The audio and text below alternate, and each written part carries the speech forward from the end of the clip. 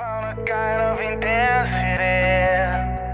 That's what I'm feeling is going on. Brian, Professor Brian Johnson. How you doing, my friend? Good, man. Good. How you doing?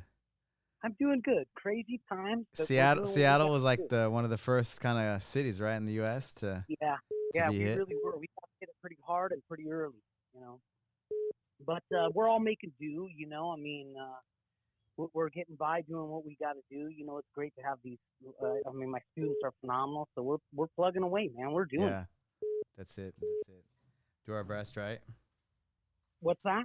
Doing our best, right? Doing our best. Yeah, that's it. Considering the situation. We are adapting.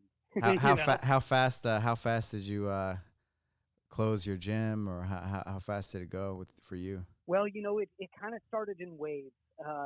At first they were just really talking about, the social distancing and things like that. So we really kind of changed up how we were teaching classes. Right. That's, where I was like separating. Because like for me at least, and here in LA, I was like, okay, it's gonna pass. It's not gonna affect us. And then once they canceled the pans, and then they canceled the NBA, it was like on a Wednesday. Got real. Yeah, it got real. It was like a Wednesday afternoon. I was like, okay, all right, and I didn't really sleep too good that night. So I was like, okay, what does that mean, right? What's going on? And then the next day, I saw a bunch of jiu-jitsu schools close, and then I didn't want to make a decision out of fear, but I wanted to do the right thing too, So I studied about 4 hours, and then I did a podcast with a doctor on Friday, and then I was like, okay, I have to probably close my. I was trying to decide maybe I'm going to do some fitness classes, right? But then I slept on it, and I was like, no, there's just no way. It's not responsible, just because it's such a social thing, right? Even fitness. Yeah, that's right. There's just no way. And so yeah, I was like, I just got to close the doors. It was a hard decision, right? For you too. It really was, man. Well, and that's the thing. I mean, it came pretty quick for us. Like I said, I started like probably for about 2 or 3 days. I modified my classes. And then after about 3 days, that was when more information was coming out, and it was just like, okay, yeah, we gotta close it down. Started off modifying my classes, and I wasn't having no open mat, no competition classes. Where we changed lots of partners. Right. But then very quickly, it was was that after the pans closed, or was that before? No, that was before the pans, because again, I think we up here in Seattle, we kind of hit, we got hit a little bit early, so there was already an awareness of it up here, before it really, spread throughout the country. But is that guy that went to Wuhan, right, China, and then he came back and started to spread it? Yep. Yeah. That's and Seattle is such a so is California, right? But so Seattle is Los Angeles. Such a hub for overseas traveling and things like that. Mm-hmm. Seattle, California, New York. Obviously, like these bigger cities that have a lot of like travelers are going to be hit first and hit hardest, right? You would think New York, right? Just because everybody's like together, right? How many people are walking? They're all like super connected. Everybody's touching the same things. So you think New York would be, it's going to be crazy if everybody says, if they say how it is, right? If it really happens how they're saying. Thing. Here, we were kind of like. In Seattle, we were kind of one of the first ones, but I don't know the exact numbers, but it seems like now in New York is really kind of in that, really getting hit hard now. I think they surpassed our numbers and things like that. But there's, like you said, so many people, and so many people packed into a small space in New York. How can it not spread? Right. But hopefully, because we're on complete lockdown, just like you guys are. Anything other than essential businesses and things like that, whether it be like the food industry or different things like that, everything except for essential businesses are completely shut down here. So hopefully, if everybody does what they're supposed to do and we all stay inside, this will kind of pass and that curve will kind of go down. We're all hoping that, right? We're all hoping that. Remember Elena? She brought you those club bells.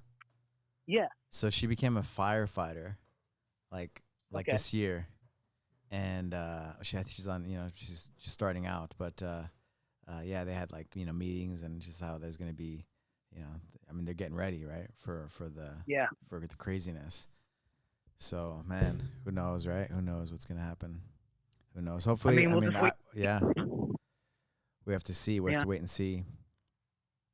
And that's all we can do is just kind of wait and see and try to do the best that we can. I'm doing like online classes. Right.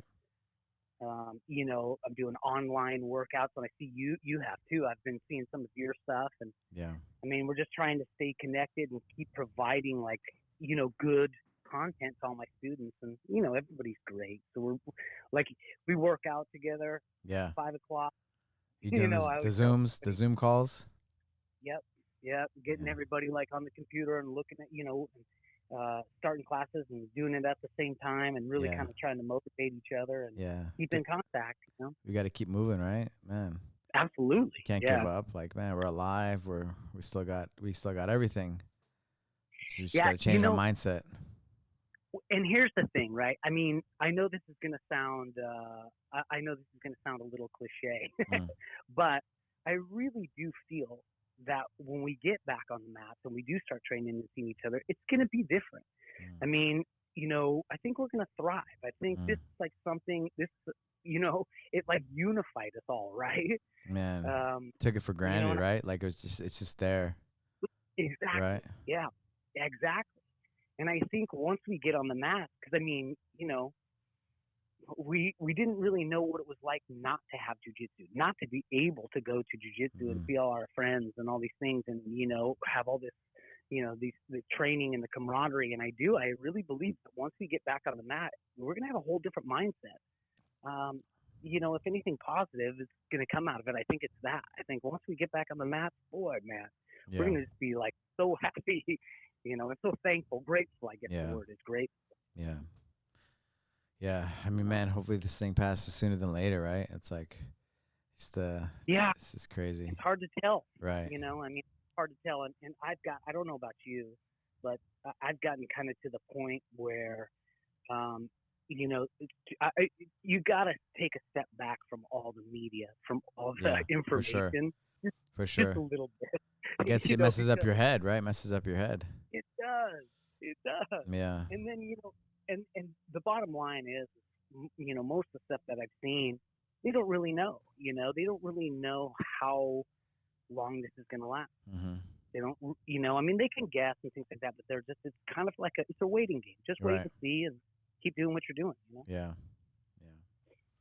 It's going to change a lot of things too, right? I mean, like gyms, big gyms, like the 24-hour fitnesses, and we're going to, it's going to change a lot of industries, right? I mean, who's going on a cruise ship? Who's who's doing things like that? It's gonna make you think, isn't it? Before you like. I mean, I wasn't never into cruise ships anyway, but now I think. Listen, Groucho Marx said about cruises. This is one of the funniest quotes. He always says, "A cruise is like imprisonment with the chance of drowning." Wow. I mean, here you are. That's just straight up, right? Already had the Titanic, right? Right. I mean, some people love them, and God bless. Go for it. Yeah. But yeah, I mean, you're trapped on this floating hotel room out in the middle of nowhere.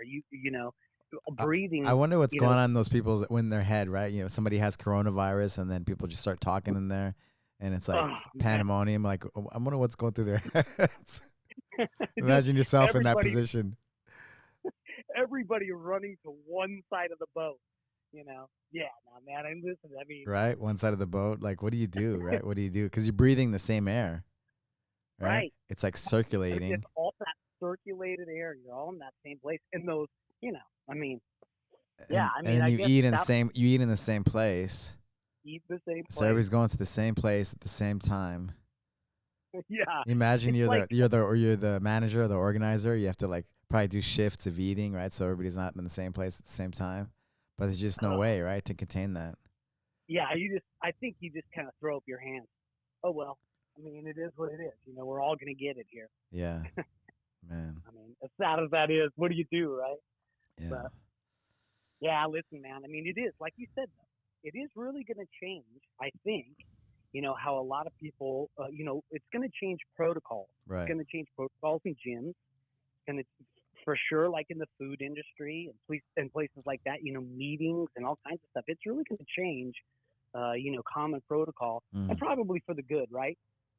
Yeah. Probably for the good in the long run. But, you know, I'm kind of, I don't know about you, but well, I've seen your gym. Your gym's beautiful, but like I'm kind of the same, you know, like I'm obsessively clean and, you know, I'm kind of a hermit anyway. So I've been kind of training for this my whole entire life. You know what I mean? Yeah. Yeah. But I think like you know, we've been to many gyms around the country and stuff like that. And sometimes you walk into a gym and you're like, for sure. ooh, geez, man. But the crazy thing with this is like you can have a crazy clean gym and one person has it and you touch the doorknob and everybody's, you know, touching the doorknob on the way out and they're getting it, you know? That's true. Yeah. So it's like you can it doesn't matter. And that guy, that person cannot have any symptoms at all, right? And so that things change like every week, right? You're like, oh, you know, if you're not feeling good, if you have some kind of thing, stay at home. But like, man, like it seems like most of the people don't have symptoms even, right? So that's right. And they're still spreading it. And especially like guys in, you know, that train. I mean, these are, you know, guys and girls that train are young, well, for the most part, overall, young, healthy men and women, good immune systems, you know, eating right, doing all the right things. So they may not, you know, have these symptoms, you know, right off the bat. And who knows who they're spreading it to and stuff like that. They go home and they give it to grandma or somebody or who knows, right? Who knows? Right. It's crazy. It's scary, right? And you know, it really is, you know. It really sucks. It just sucks, the situation. Man, I miss everybody. It's like, you know, doing our best on Zoom, making the best of it, and I feel we're both smiling or being strong, and that's all you can do, right? And we'll be fine. We'll get through it, you know. But it's like, man, like you know, like you said, like you took it for granted, right? Just to have that, just to be able to go really in and see everybody and train, and man, not, you know, I mean, the thing about it is like, you know, I think like we've been doing martial arts our whole lives. So, I mean, I think, you know, we can have a tendency to take for granted, right, like that camaraderie. Right. I don't think a lot of other people, I think the average person doesn't have that sense of belonging and things like that maybe martial artists do. And I think like when that was taken out of our lives because of this virus, it really hit us hard. Like I see like all my jiu-jitsu students and buddies and training partners, they're all like, I mean, all of a sudden like these big macho guys are like super sappy, you know, they're like, I miss you, man. You know, because it really is. Yeah. It's really different. Yeah. You know? I mean, it really is different after having such, you know, unity and camaraderie and seeing these people every day and going through all the trials and tribulations of training, blood, sweat, and tears, you know, and then all of a sudden, poof, you can't see them anymore. Tough. Man, Brian, how long have we known each other? You see, I was thinking about that because I knew that was going to come up. So, man, well, when did you have your academy in Santa Fe? So, I mean, when I started the business, it was like in 2000, but I was still around there in like maybe like 99. But I moved back from Brazil in like the beginning of 2000. So, so I think probably 2000 then. I think probably that's when it was. Yeah. I remember. So 20 years, huh? Yeah, 20 years. And your parents lived in Santa Rosa, New Mexico. Santa Rosa. So listen, can I tell you a little story? Let me tell you, and I promised I wouldn't gush about you too much, but I mean, just because you know I've known you for so long, and I remember like going, you know, I was visiting my parents, and I was looking for a place to train in New Mexico, and I saw your school, decided I'd go check it out, and you know, took class, we did a whole bunch of private lessons. I don't know if you remember that, maybe 20 years ago. Yeah, everything's a blur.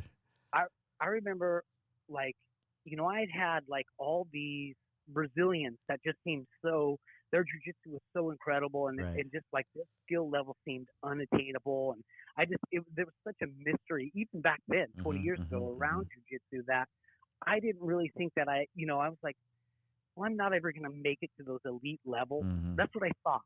But, because I just didn't, it was like there was something that the Brazilians had that was a secret or something like that, and I probably wasn't going to get it. Mm-hmm. And then but I was fine training, still having fun and training. But I remember going into your school and, training with you, and you were so good. You were so good, and you were so like nice, and you had such an interesting and calm approach to jiu-jitsu, and it was so like, it was so simple yet extremely detailed, if that makes any sense. Yeah. And I remember after I got done like training with you, I remember thinking, okay, hey, listen, maybe there's some hope for me, You can because do this guy is so good, and it just seemed like you were so relatable to me that I thought, I'm gonna do this, and I've kind of told you over the years and stuff like this in little bits and pieces, but that was really one turning point in my jiu-jitsu after like training with you, that I really kind of felt like, man, okay, I like this. I'm going to do this. I'm going to really give it my best effort and see what I can do with it. And it, so yeah, I think that's, and then we've been in touch over those years, but whenever that was, 2000. That's crazy, man. I've seen you become like a world champion and beat these legends, right? Like jiu-jitsu legends, like tap them out even, Yeah. just like hard work over 20 years, right? Just being consistent, believing and doing good work in the community. It's crazy how things happen. Because those are the guys I was learning from, right? Not to drop names, but like, you want to get into Soka and beating those guys, like it's crazy, it's just, I mean, I was a kid too, but they were like my mentors, and those are the guys I looked up to.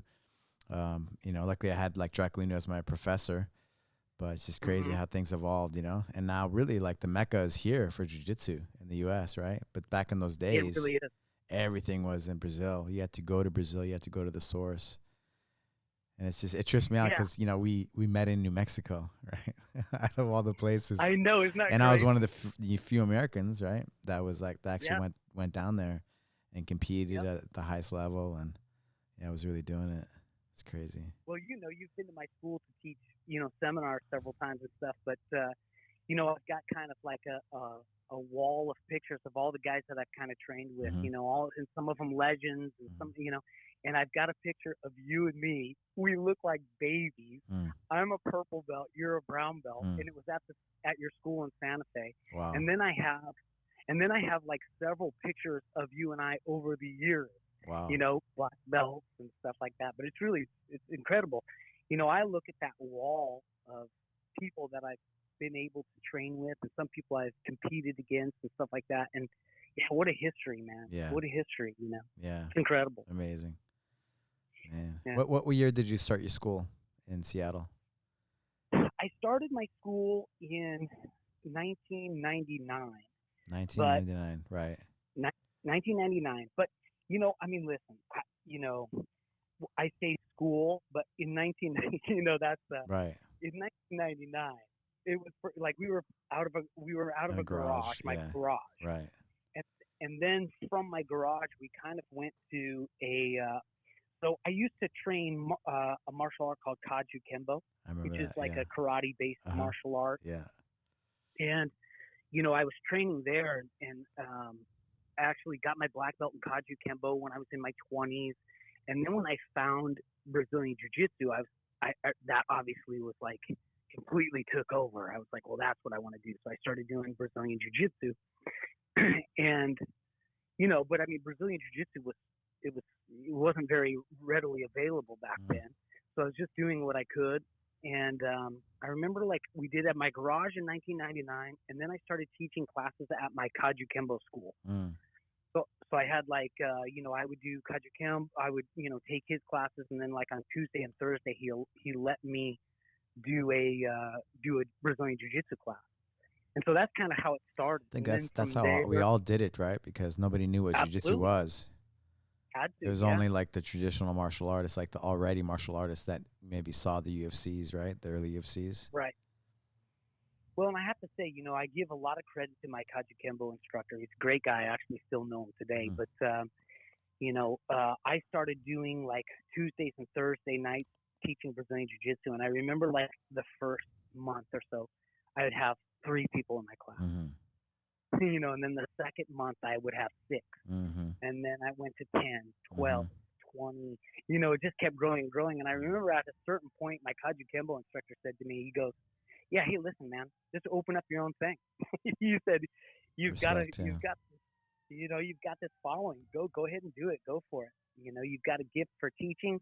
You might as well do it." And, I mean, what a great guy to be able, to do that, right? Yeah. A lot To be of big enough. guys back then, yeah, he was just like, "Go, man, do it." And he really encouraged me to open up a school, and so I did. 1999 officially. Yeah. Northwest Jiu-Jitsu Academy, Brazilian Jiu-Jitsu Northwest, Academy. Northwest Jiu-Jitsu Academy. Yeah, and we were like, I think in Seattle, the Seattle area. I think at that time there was maybe, I want to say either 1 or 2 other Brazilian Jiu-Jitsu academies, and that was it. Now, I mean, now there's like there's Jiu-Jitsu Academy. There's 3 or 4 Jiu-Jitsu academies 5 miles away from my academy. But back then, yeah, I think there was only like like 1 there's or 2. Larry King, right? He's out there. Like he trained with me in New Mexico back in the day, and then trained with Amal in Colorado. Yeah. Yeah, there's so many.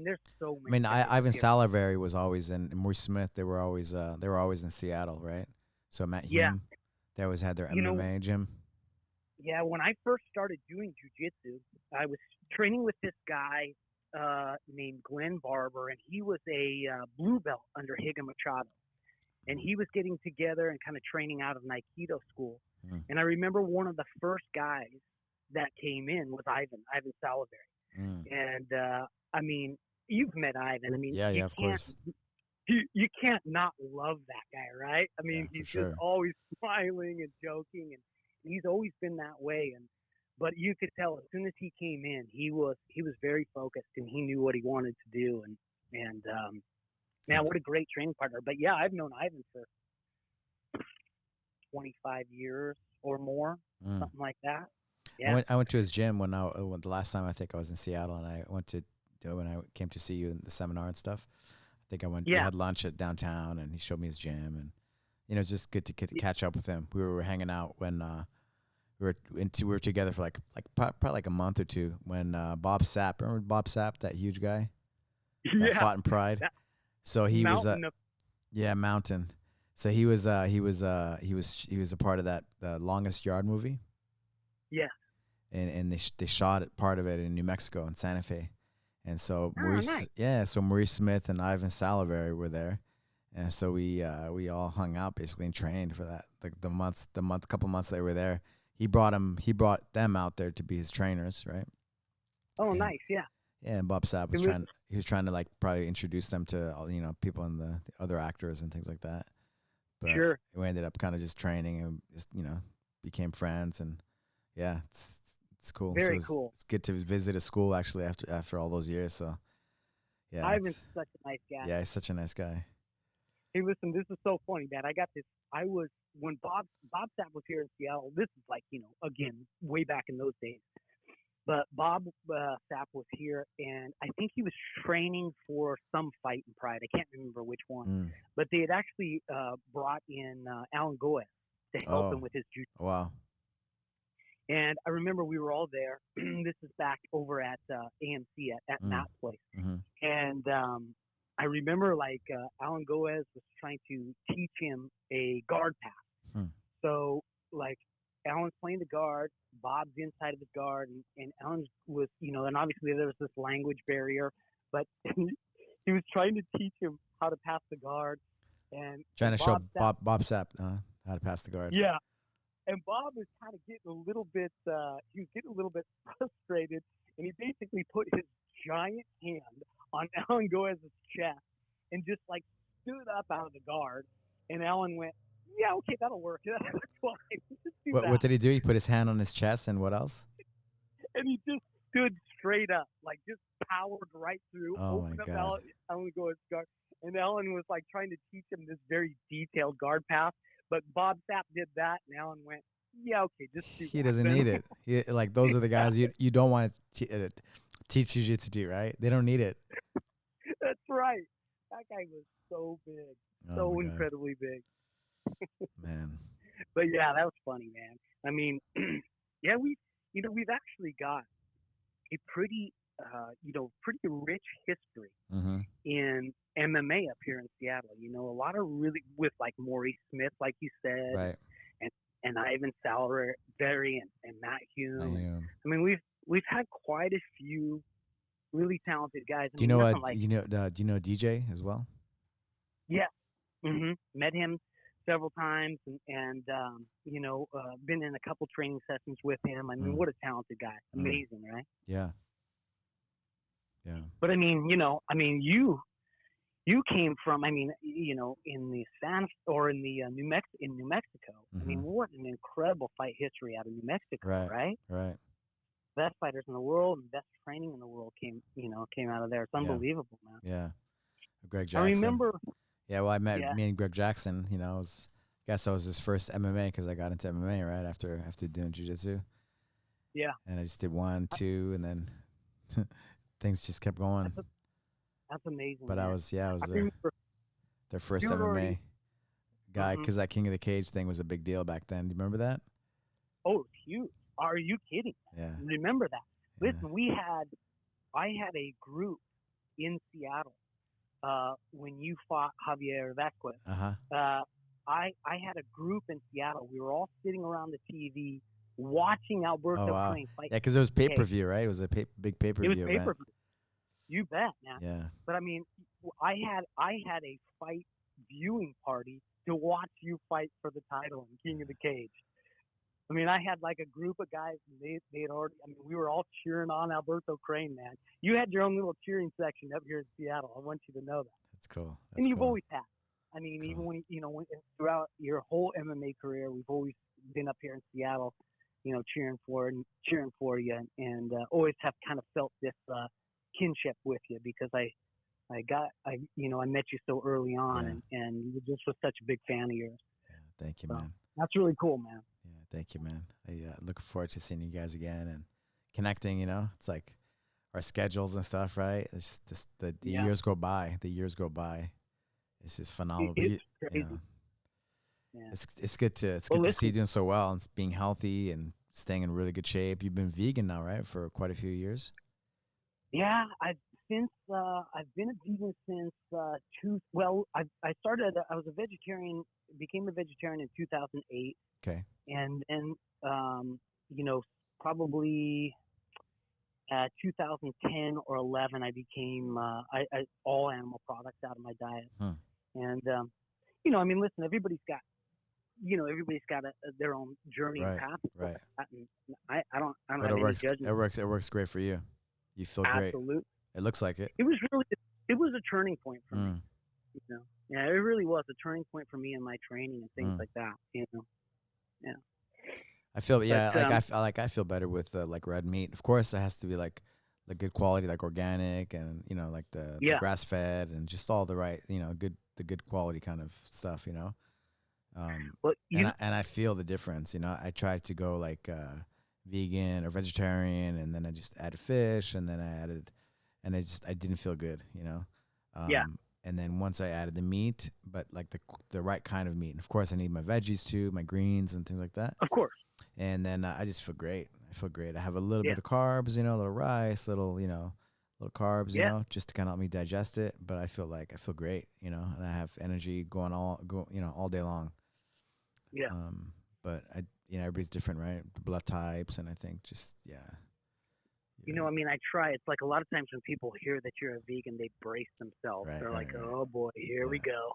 And so I try not to be that guy. I don't want to be, I mean, I think everybody's got their own path. Yeah.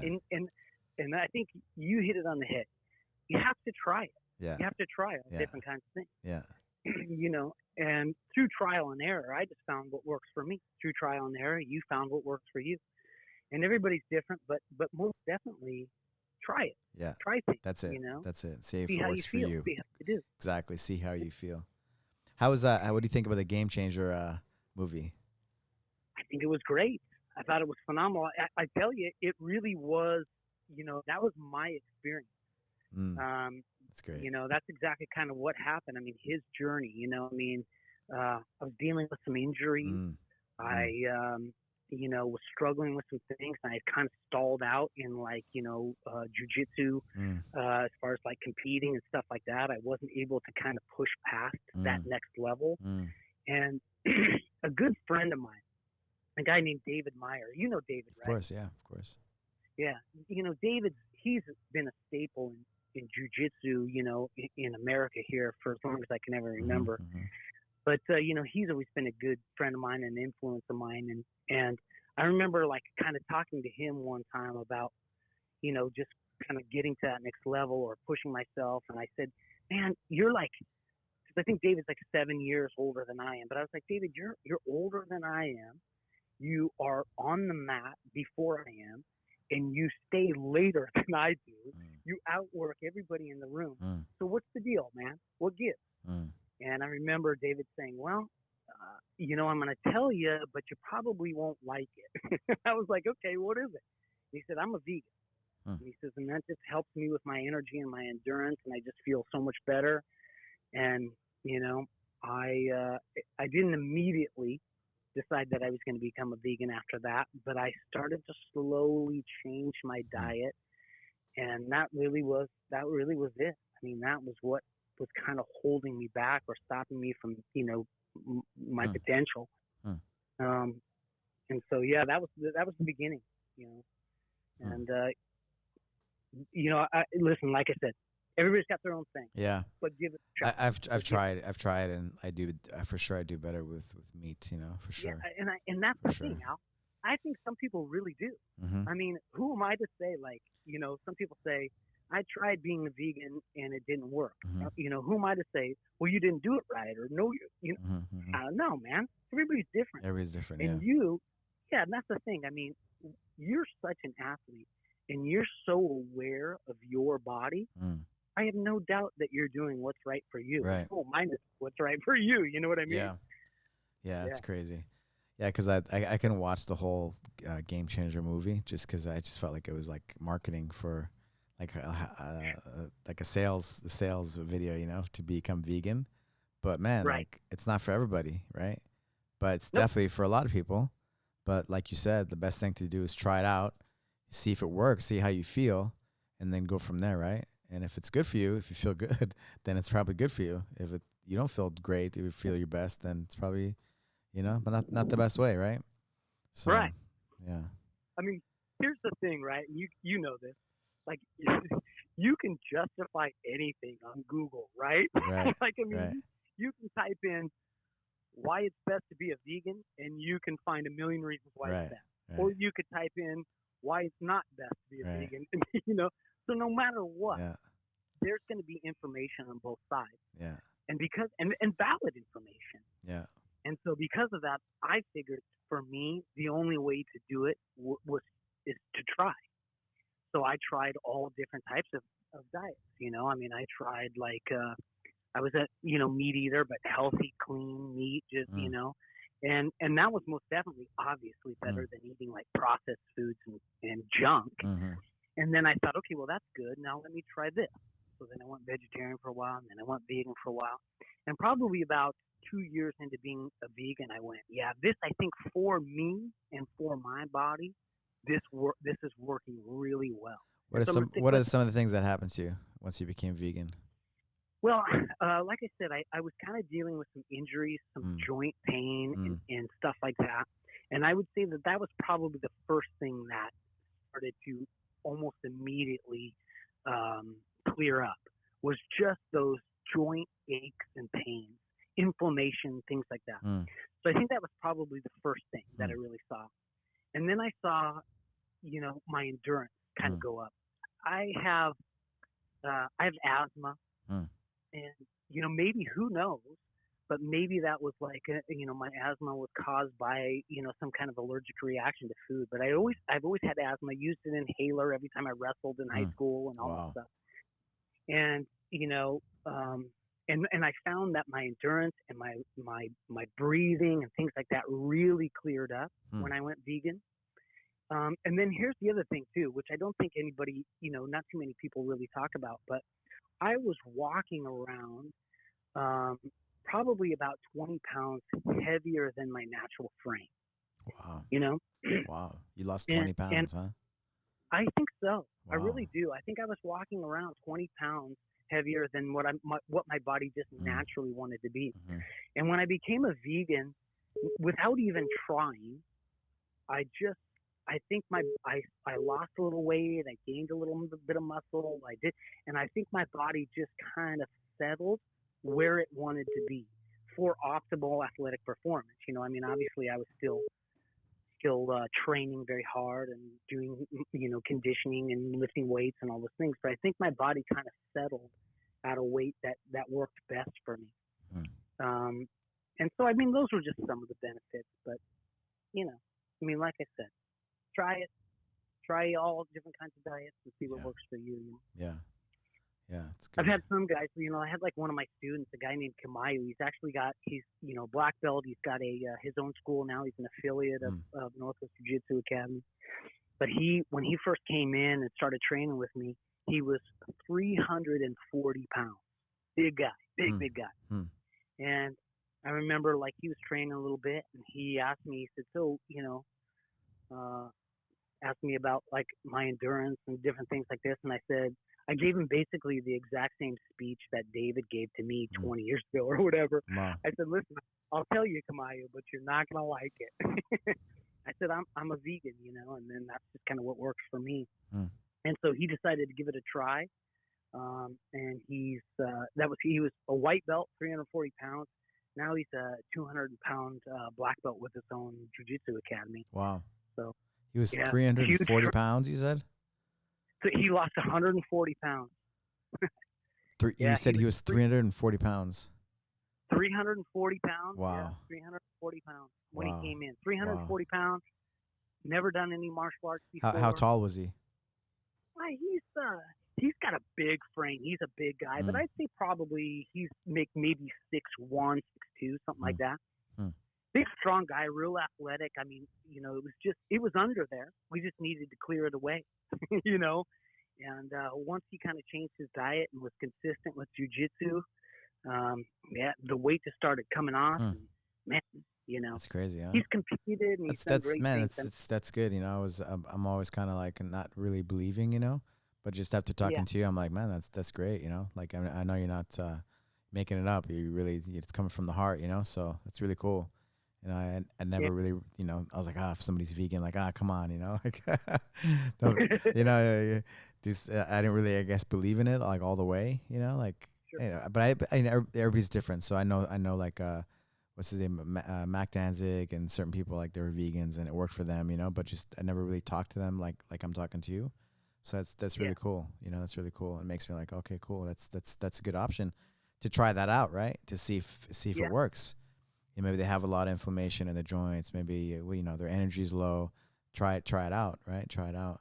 So how did you became a vegetarian first, and then you transitioned to become a vegan? Yeah, I became a vegetarian in 2008. So what happened was, I was training for like competitions and stuff. Just to feel, just to have a little bit more energy, feel a little bit not so weighed down and stuff like that. I would often, not eat any meat until the end of the night. So during the day when I was training and stuff like that, I wouldn't have any meat because I just felt better when I was on the mat. And I think that was probably like in 2007 or something like that. And then in 2008, I thought, well, man, you feel good all throughout the day and you feel like, you have enough energy and all that stuff. You're just eating meat at night. Why don't you see if you can just try to take out the meat at night? And I did. And I've never, and I just felt so good that I've never felt the need to go back and start eating meat again. And it just started setting me on a path where and listen, I mean, I think this is important too. Whether it's like whether you decide to go completely plant-based or whether you decide to just take out all the processed foods and things like that, what it's about is a lifestyle change, right? Right. And as soon as you change your life, then all of a sudden it's a snowball effect. Right. You clean up your diet, then you start training smarter, then you sleep better, then you stop drinking, then you stop staying out late. You know what I mean? Right. And I think that's what it was for me. So I give a lot of credit to the diet and to plant-based, diets, but I also think that it really just kind of pushed me in a direction to start living a better and healthier life in general. You know what I mean? Yeah, that's great. That's amazing. I think TACFIT kind of, that was the key for me. Just moving the right way, the knowledge, right, that I got from it. I just had so many, injuries from jiu-jitsu and fighting over the years, and then I told you about the MS thing, right, the multiple sclerosis diagnosis. Yeah. So I was just in really bad shape, and then the Scott Sonnen, the creator of the TACFIT, he helped me for one of my UFC fights, and I got thrown on my head one time, and it was really, really bad, right? Like my injury. And he showed me some movements, and I was able to heal myself with, it was like that one thing, but I was like, what? I can heal myself with movement? Well, I had pain, right? And every time he was like, just do this movement.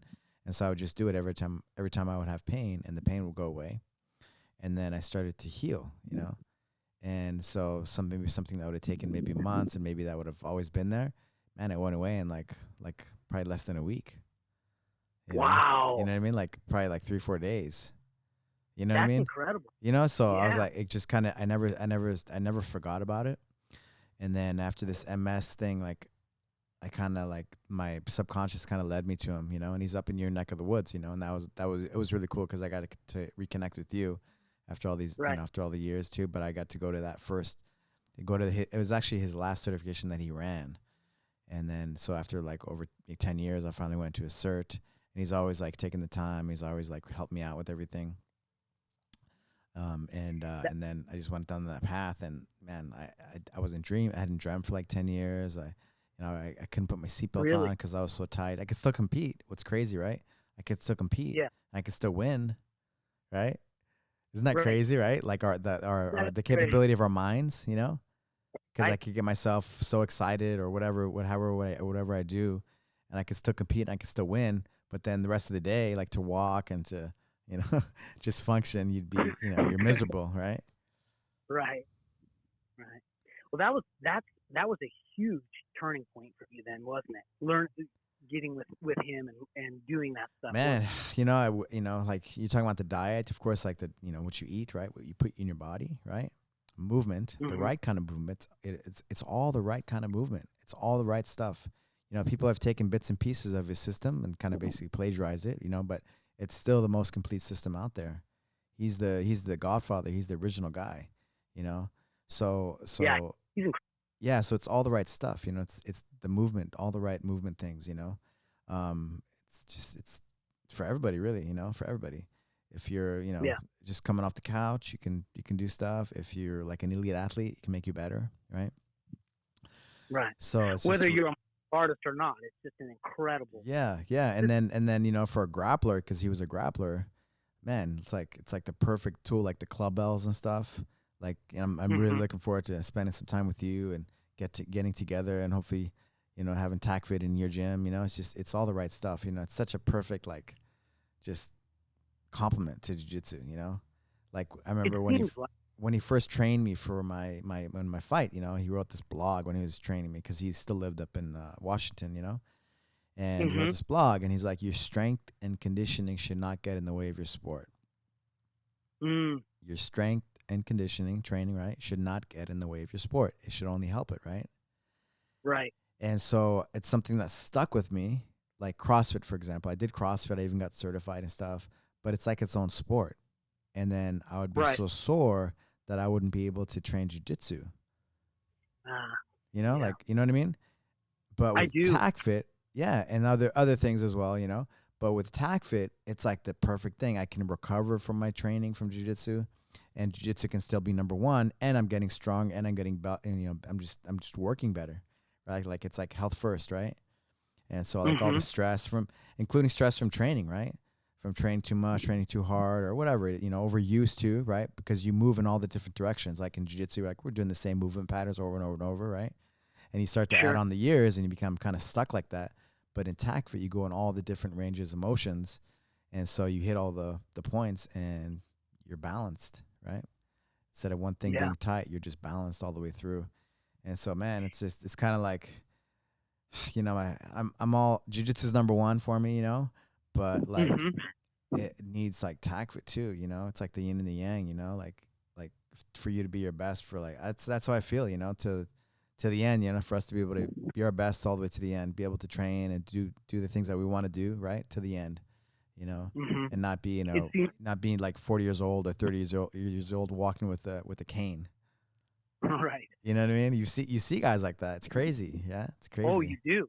It's crazy. Listen, I come from a judo background. I started doing judo when I was a little kid. Yeah. I mean, the guys that I trained judo with, I mean, most of them, they're hips for shots. And I mean, it's incredible, you know. Yeah. Well, even, hey, listen, Ivan Salivary. Yeah. Right? There you go. I've had a complete hip replacement. That's it. That's it, you know. And it's basic knowledge, right? Not basic knowledge, but it's like knowledge, and you can just have that understanding of your body and these things like the breath, the right structure, and the movement. And man, you don't have to get hip surgery. You don't have to get shoulder surgery. Like, for example, when I keep kind of saying this story, but one of my students, you know, he went to the doctor. He's like, man, I probably have to get shoulder surgery, this and that. And I'm like, really, you know? And then I'm like, I was like, let me see. And I had him do some movements. And I was like, man, it looks like your lats are really tight. Stretch out your lats every day this week, and then let me know how you feel at the end of the week. He's like, man, my shoulder doesn't hurt anymore after that week. And they trust me, you know. Wow. He's actually one of my black belts. And one of my black, you know, so he trusted me. And so he did it. And then he's like, yeah, my shoulder doesn't hurt anymore. Wow. You know Incredible. What I mean? So it's like, it's knowledge. And I think we all have to have that as, like, you know, as martial art instructors. And I think, you know, because back in the day, somebody would come in with some kind of injury and be like, oh, sorry, man, I wouldn't know, right? But now I have like so many tools in the toolbox. So it's pretty cool, you know, it's pretty cool. Like, I feel like all our coaches and stuff, they're getting more and more knowledgeable, and it just makes them more complete, you know, to really help people be their best. And even for little kids to learn better, right? So at your academy, you have, how many tactic classes do you have a week? You know, it's because a lot of people don't know about it yet, you know, but we do it. We have 2 a day, you know, 1 in the morning, and then actually we have 3. I'm sorry, keep forgetting about the early morning one. So I have we have 3 a day: 1 7:30, 1 at 9, and 1 in the evening, depending on the time on the day of the week. So 3 a day. And is it starting to grow? You think the word's getting out there a little bit more? And no, I got involved with the TACFED headquarters, you know, so I'm able to contribute, you know, and it's such a big honor because it's done so much for my life. It's really giving me my life back. That's incredible, man. It's like, so I'm like, it just gives me so much energy to kind of do the work in a way, like spread the gospel in a way. So just whatever, it is what it is, you know. But jiu-jitsu is number one, but like you need this stuff too. And the beautiful thing, man, it's like its own martial art. You can do it on its own. That's why, like, this situation that we're in, you can do it solo, and you can get all the components, and you can get, well, it's not the same as jiu-jitsu, right? But it's as good as you can get by yourself. It's like its own martial art with you, you know. And the battle is with yourself. Like, the technique, is your technique good? And so what is technique? Like, you're having the correct breath with the movement, so with the correct structure in your body, right? Not having your shoulders come up, you know, like elbows out, like in jiu-jitsu, right? You want your elbows in, and it's like, you know, you want to stay strong, right, in those positions. So it's cool because you learn all those components under stress, and they stick under stress. And so you're trying to keep your technique under stress. And when you do that, like, it's beautiful because it just transfers over to the mat. And so it's really like, it's like the perfect thing that you can do by yourself right now, I think, you know. Well, it goes back to that very first, you know, what I was saying earlier, you know, that first time that I got on the mat with you and trained with you when you had your school in San Fe, like I said, it seemed so simple yet so detailed. That was the one thing about your jiu-jitsu, was it was simple, but it was incredibly detailed. I mean, that seems like that's what you're talking about with TACFED. I mean, these movements, once you learn them, they can be simple movements, but they're so detailed, and learning to do them under the stress is really the key. It's like you can always get a little bit better. You can always get, perfected a little bit more and a little bit more and a little bit more, just like jiu-jitsu. You know, these are the same moves that we've been doing in jiu-jitsu for many, many years. But over the years, we've detailed them so that they just are so clean and so, you know, concise that's why they become more and more effective. You know, and it sounds like that's exactly the same thing with tactic. Like you're just making these things and refining them and making them cleaner and cleaner and cleaner within yourself. Right. Yeah. And It's beautiful, man. It's beautiful. You know, it's like the situation, because it actually grew a lot in Europe, you know, like in Spain and Italy and stuff. And so like I get to see the numbers and stuff, and just, it's been kind of just going crazy. Actually, we're going to come out with the app, TacFit app, in the next, probably I think the next couple of weeks, you know. So, oh, cool. Yeah, so it's easy to navigate and to access. You know, you can put it on your phone and stuff, which I think makes it easy. Yeah. Let me ask you this: do you think that you'll do like TacFit seminars and travel and teach TacFit? For sure. You know, we had one scheduled in August in Chicago. We actually we had a full schedule for this year because it's a very international thing. Yeah, but you know, we're trying to. It was kind of more military kind of themed, you know, before. But it's for everybody. It's for everybody. And so we had a June certification scheduled. We were supposed to go to Taiwan in May, you know. Wow. And then we had Barcelona in June. We had Australia, the Gold Coast in July, and then we have Chicago in August. But we have to see how everything goes, right? And then Italy, and then, you know, yeah, it's just that we had a full schedule for 2020. But it's okay, you know, it'll still be there, and we can support people, like, you know, virtually and all those kinds of things.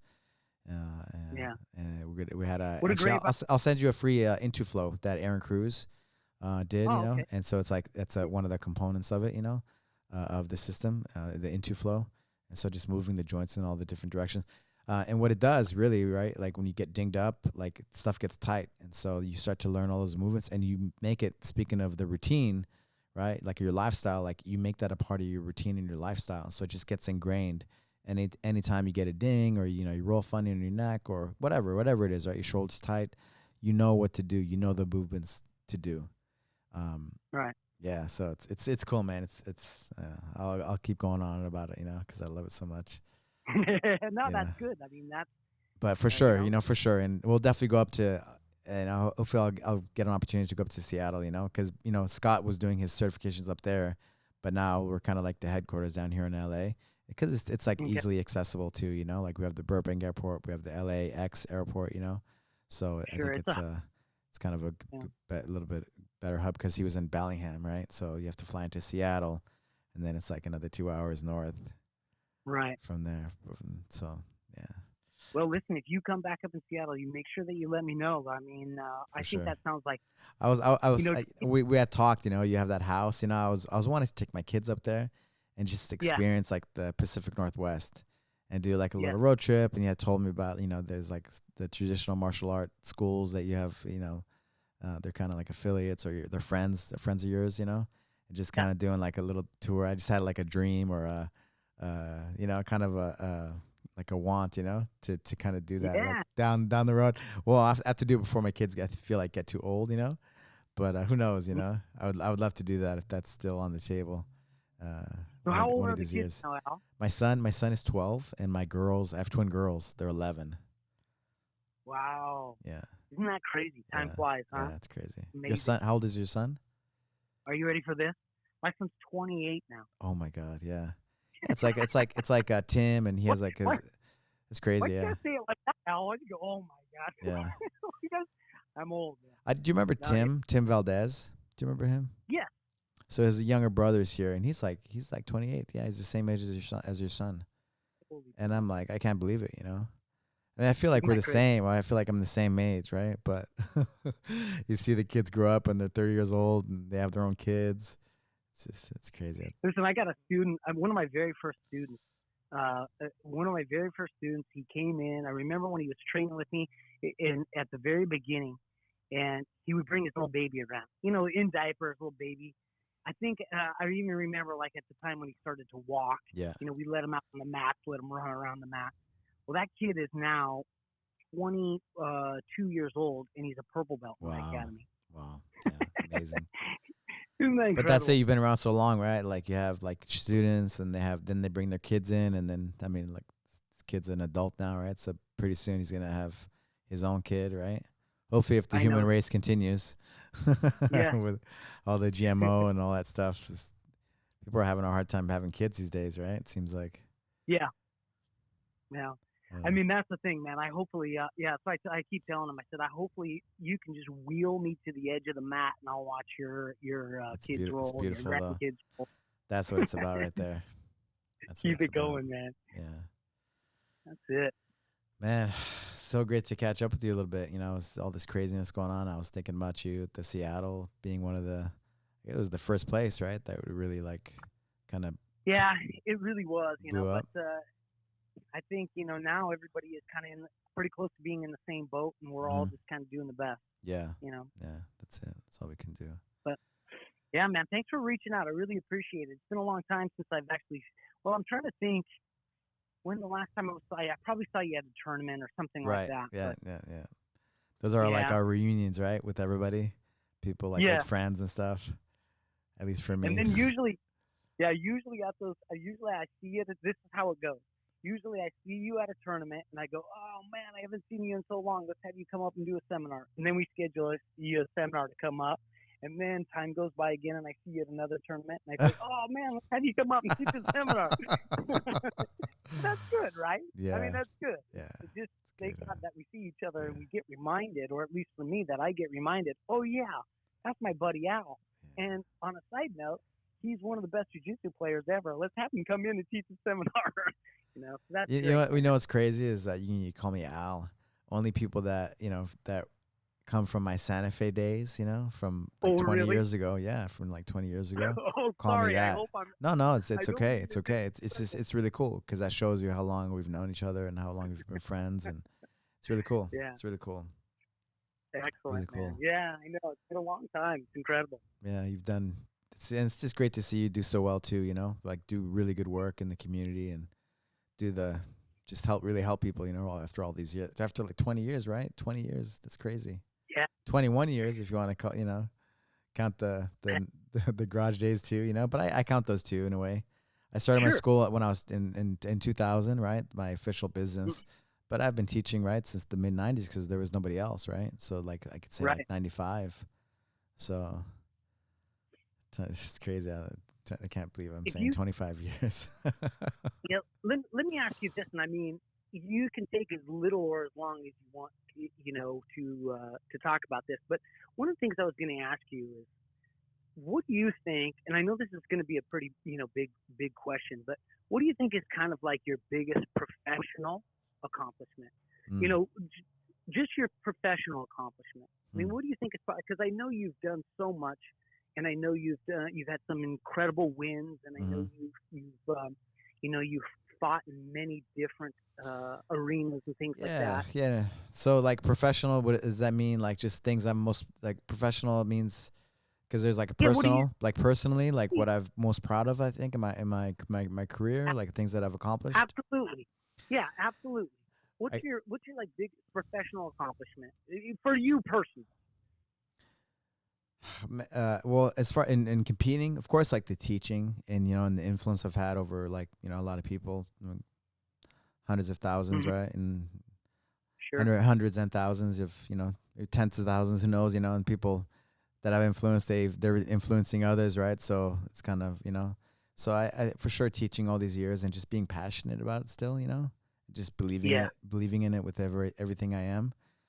And, for sure that, you know, just being, you know, just doing the work that I've done. I guess professionally, you know, just teaching, you know, being there and doing the work I've done since I was a young man, right? Since my early 20s. And then and I had, when I did like a world tour. I always kind of say the same story, you know, but like I went on a world tour for after I was diagnosed with MS. They were like, you can't fight anymore, MMA. And I was like, can I still do jiu-jitsu? And he's like, yes. And then I was like, okay. So I registered for a tournament and I went on a world tour, because you start to do research and it looks like, you know, like maybe you can't do it in like a few months or 3 months or 6 months. You're going to be in a wheelchair maybe. And so I'm like, all right, I'm going to do everything. I kind of, you know, go out on my shield in a way. And so I went all over. I went to Europe and Amazon, Asia. I mean, everywhere. I went everywhere, every single place in the IBJJF. It went everywhere. Mm-hmm. And so the last month, actually a couple months before I went to the TACFIT thing, this is my last leg of that tour. It was like probably like a 3.5 kind of year tour. And I started in the Know You Worlds, you know. It was cool because I got to go against Eduardo Tellez in the finals. He was like, he had just won like a couple years before that. Yeah, a couple years before that. The Nogi Worlds, right, against Felipe Pena. So it was cool because, you know, we're on the opposite sides of the brackets. In the last day, we met each other. So it was cool. It's just cool because he was always a much heavier guy than me. And I was always a lightweight. So just the fact that I was a little bit heavier and he was a little bit lighter, but that we met up. And that was cool. And then, but that wasn't it, you know. So my friend, he was going to Spain to do a seminar, and he invited me to come do a seminar in the south. It was in the south of Spain, Marbella. He still lived there for like 5 years. And I was like, okay, cool. I'll do that, you know.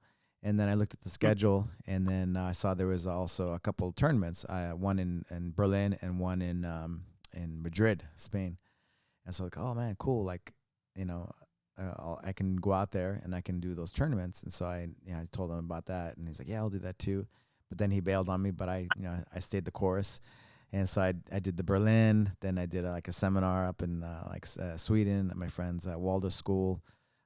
In Stockholm, and then I went to Spain and did the seminar and with him in the south of Spain, and then the last leg was Madrid.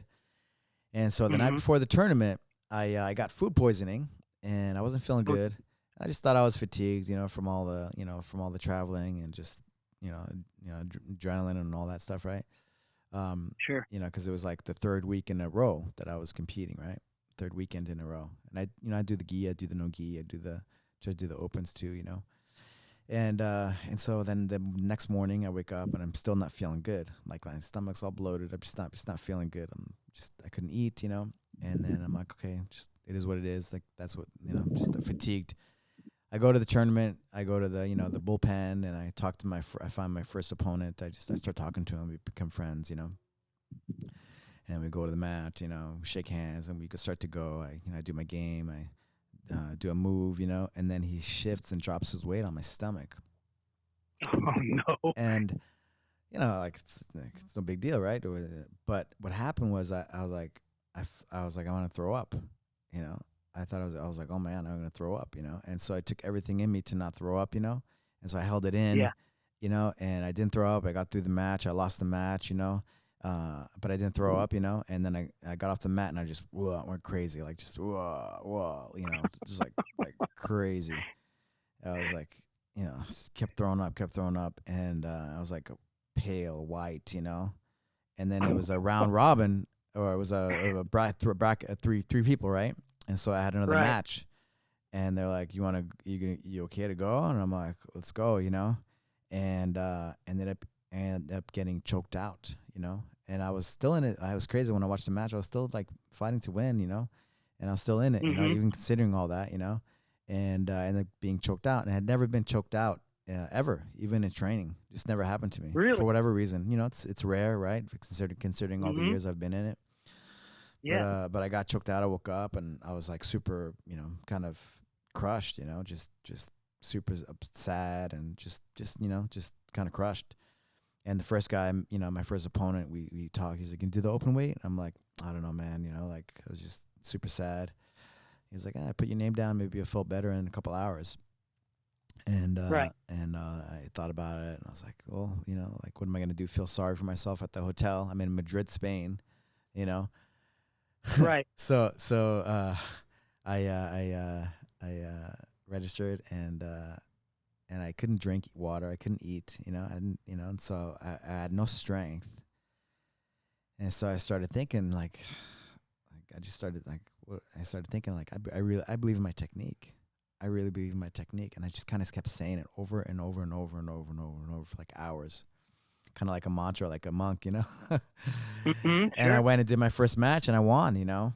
And then they did another match and I won, and then I did another match and I won the open weight, you know. And it doesn't seem like much, and I even did a couple more matches later that day, no gi, you know. And didn't seem like that, like it was a big deal, you know, to anybody. Oh, some Madrid Open tournament, you know. But because I was able to overcome, and it just showed me like my mental capability, what my mind is capable of. That's incredible. Yeah, and And so, then now, and then the MS diagnosis was heavy, right? And hmm I just knew I just knew I was like, I got this. You know what I mean? I got this. And yeah, I mean, that's great. yeah, and then like I told you, my subconscious took me to the TACFIT thing, to Scott Sonnen and the TACFIT certification, and that began that. That's incredible, man. Yeah, I mean, I tell you, that's the thing about it is, like, I think maybe when I was younger, I would have, and when I'm thinking about all the things that I'm proud of or Mm. things that I've accomplished or achieved, I would have said, well, this title or that Mm-hmm, title or mm-hmm, this mm-hmm. fight or that fight. But just like you, when I look back now on my career in Mm. jiu-jitsu, the things that I'm most, for myself, Mm-hmm, personally mm-hmm, proud of mm-hmm. are I've developed this academy, this amazing academy with 6 affiliates. But And when I want to go back to that, what I said, like teaching all those years, but it's like my black belts, my students, and like yourself, seeing like I had an influence on you, like, man, yeah, that's so powerful and that's so meaningful to me. It means it's like the world huge. to me, just the fact that you say that to me, and then I have that influence on other people, and then they tell me like, hey man, if just the little things, and I'm like, thanks, like I'm contributing, right, to You doing my part, I guess. And That's so, for sure, man. Isn't that's the incredible thing? I mean, it's the ripple effect. right. You know, And you you how many students you've influenced now, right? So that's right. when I say like 100 or hundreds or thousands, I know it's not hundreds, that's thousands at least, that I've personally been in contact. But what about all their students, right? And so, hmm yeah, it's For generations and generations yeah, to come. You know yeah, what I mean? yeah. And that's the thing. I think, yeah, you influenced me, and I have taken so many things that I've learned from you, and I've brought them to my students, and then my students are bringing them to their Mm-hmm, students. And mm-hmm. I mean, that's really an incredible legacy. Well, there you go. That's Yeah, really an incredible legacy when you think about it. yeah, I mean, and that's the thing that's most fulfilling at the end of the day, yeah. right? That's what it's about. I That's what it's mean, about. You said it, legacy. we got cool shiny medals on our wall, Yeah, you know. yeah. But I mean, that passing on all that knowledge and seeing how it's influenced people, and how, I mean, really, how it's changed people's lives for the better, Yeah. in so many different ways. That's really what's fulfilling, and that's really why now at 48, that's why I do what I do, Mm-hmm, and that's mm-hmm. why I continue to do That's this, it. and I see That's it. you in your academy, and yeah, I mean, it's that's why we do it. Mm-hmm. That's why we do it. That's it. And I think especially in this time, right now where we are dealing with this virus and there's so much uncertainty and all these things, getting, messages from my students and stuff Mm-hmm, like that mm-hmm. saying, you know, just words of encouragement and asking me if I need any Mm-hmm, help. And, mm-hmm. they have, no matter how long we have to, close the academy, we'll Mm-hmm. still keep paying dues because you've changed my life for the Mm-hmm. better. And I can't imagine not having you. Just, Mm-hmm. I mean, all the wonderful things really makes it, um, Even you more, know, right? Powerful. really, it really does. Yeah. And I think, like, like we said at the very beginning of this conversation, I do feel, and as corny as this sounds, or as like cliche as this sounds, I do really feel as a result of this, hardship, we're going to unify in a way that we never have Mm-hmm. before. Our our students and our coaches and everybody coming back after this, you can't help but be a little bit more grateful and a little Mm-hmm. bit more, focused and unified, and so if anything good is going to come from this, I do believe it's that. Yeah, that's it. And Which gives us more, yeah, right? man, Gives us more it does.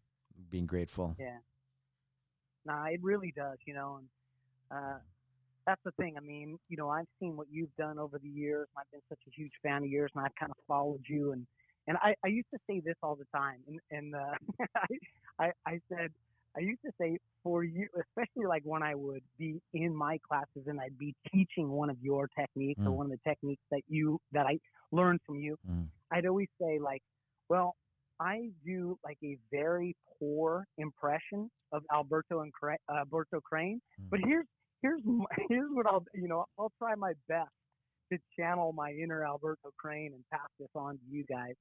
And but I mean, that's just the thing. We learn all these things from our coaches and people that we admire and stuff like that, and then we pass it on, and then in turn they're going to pass it on, and it's really an amazing thing. It really is building a legacy that will last forever. It's incredible. Yeah, amazing.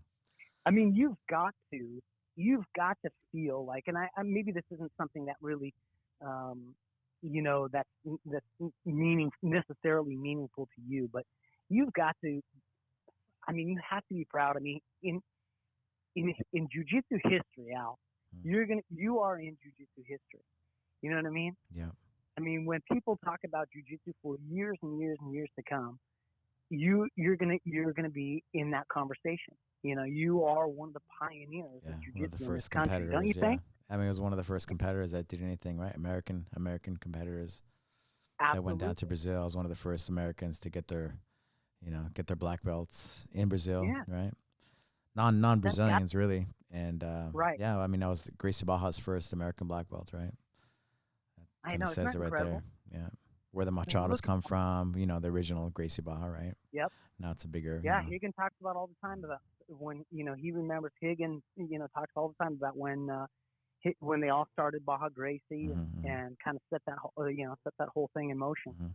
Yeah, but that's incredible, man. Like I said, I don't want to gush here, but yeah, I mean, you really have a place in history in Brazilian Jiu-Jitsu that just it's undeniable. I'm grateful, man. I'm grateful. I'm so glad that I met you and that we've kept in touch over the years and that you've taught me all the things that you have. I really appreciate it. I'll let you know that. Thank you, brother. Thank you for being just a great person, man. I love you, man. Love you, and I look forward to seeing you sooner than later. Anytime. Yeah. Anytime. Yeah. My guys will all, listen, every time I say, hey, Alberto's going to come up and do a seminar for us, I mean, the guys are so excited to have you come in and teach us. And, so anytime you're welcome. Thanks, man. That. Hey, hopefully I'll be coming down. How can people find you? If you, I'm on, like social media. Instagram, Instagram at NWJJA. Mm-hmm. You can get me there, or my website for the academy is nwjja.net. Mm-hmm. And Facebook, Brian Johnson, and Northwest Jiu-Jitsu Academy. And especially right now, I'm putting out lots of content and stuff like that, so guys can continue to train at home and stuff like that. So love it. Come see me. Love it. What neighborhood are you in Seattle? I'm just north of downtown Seattle, so I'm like in the Green Lake area. Okay. Yeah, very easy to find, right off of Aurora. If anybody is coming through in Seattle for business or anything, you guys are always welcome to come in and train with me. Just tell me that you heard me on Alberto's podcast, and you can train for free. Awesome, man. Well, thank you, brother, and hopefully we'll talk soon. Let's be in touch. Thank you, Al. I appreciate it.